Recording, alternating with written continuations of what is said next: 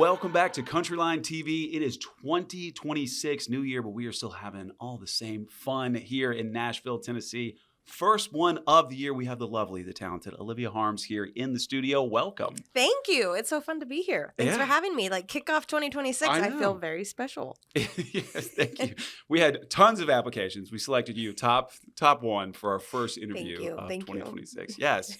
And obviously, we're coming in the new year, like we say, but you had a crazy 2025. You were on the TV show The Road, Keith Urban, Blake Shelton, right? You got to perform there. You did, over 60 shows last year, and now into the new year. It's crazy. Yeah. We're just zooming ahead. So, 2025 was amazing. It'll be hard to top. Yeah. But we're going to give her heck and sure try to make 2026 even better. Yeah. So I want to talk about kind of the thing, because The Road, it just ended, right? The show on CBS just ended.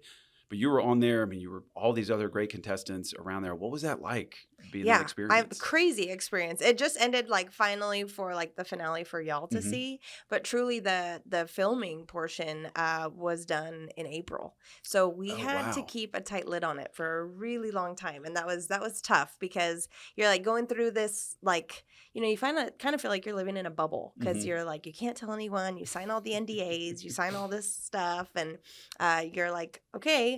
Did that really happen? Then you go home and you can't talk about it, and you're waiting for it to come out, waiting for an air date.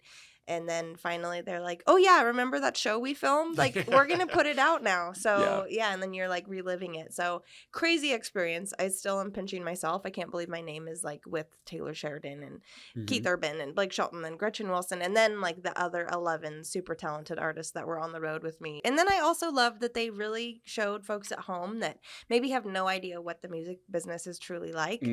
They got to see firsthand.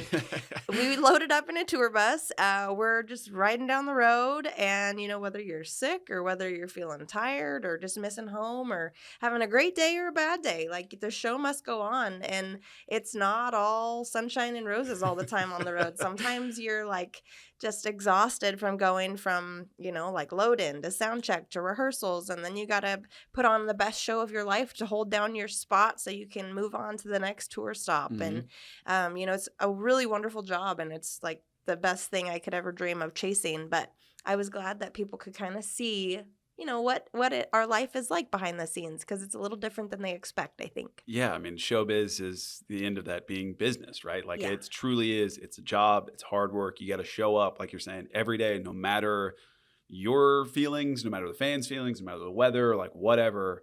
You got to be out there and give it your all every single day, every single time. Yeah, absolutely. I mean, there's a lot of us that were missing home, and you have that, that's normal tour life for us. But then you add in all of this kind of mixed anxiety and the nerves of competing, and that you're being judged by an audience that doesn't really know that you're even going to play for them, and trying to win them over, and you just mix all of that together, and it just heightens all the emotions. And so you're well, it doesn't matter if I'm having a rough day.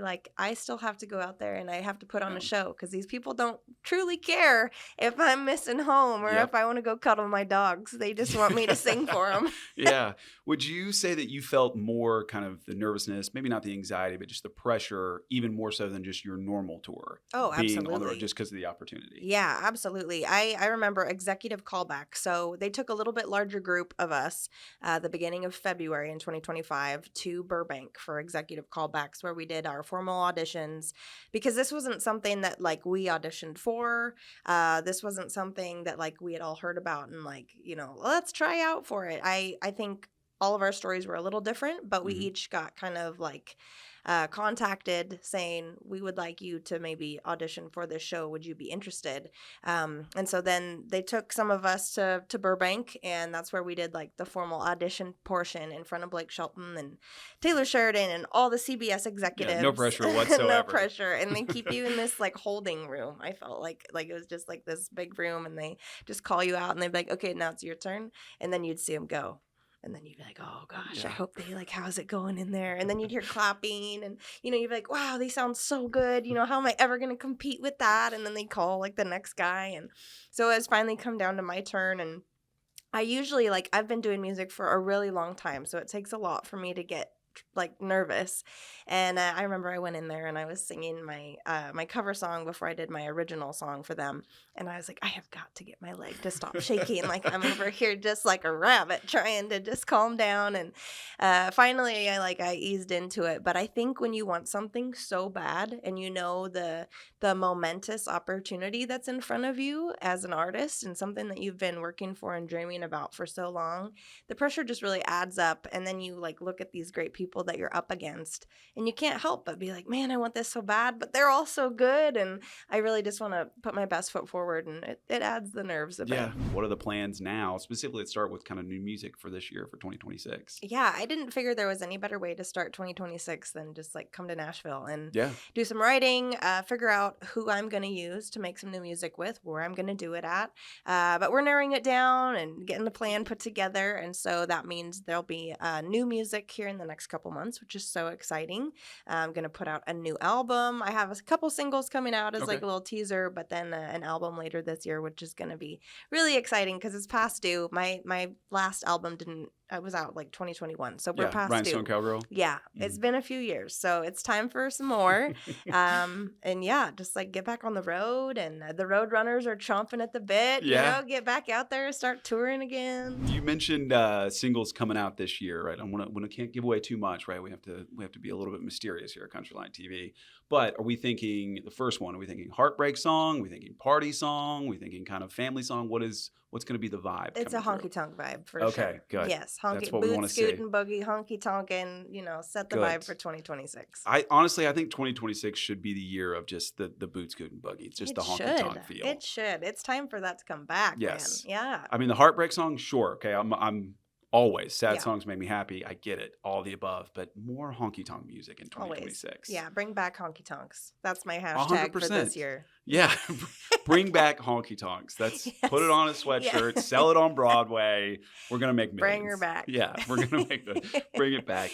Speaking of honky tonks, this year going back out on the road, do you have venues, kind of cities circled where you're like, all right, this is like I'm ready for this one. I'll put this one on the list. Like I've been wanting to play there. Any of those coming up for this year? Yeah, there's a couple of them. We're playing in Wyoming, and it's called Dusty Vaquero Days, and the headliner is Coulter Wall. So for us, especially my fiddle player, he's just can't even contain himself, and he's got a huge mustache, and he's just like full on cowboy. But it's like a kid at Christmas when I told him, we're gonna open we're maybe the 4 p.m. slot opener, but it still counts. You're on the bill. It's on the bill, same stage as Coulter Wall, so we're pretty tickled about that.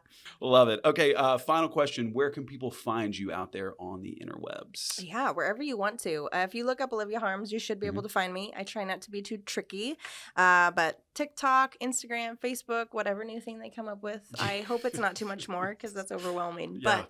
But wherever you want to find Olivia Harms, you'll be able to follow along, see how cute my dogs are, or find tour dates, swag, all the things. Or if you're like Granny, then go to oliviaharms.com and you'll be able to find it too. If you still use a web browser, you can look up Olivia Harms.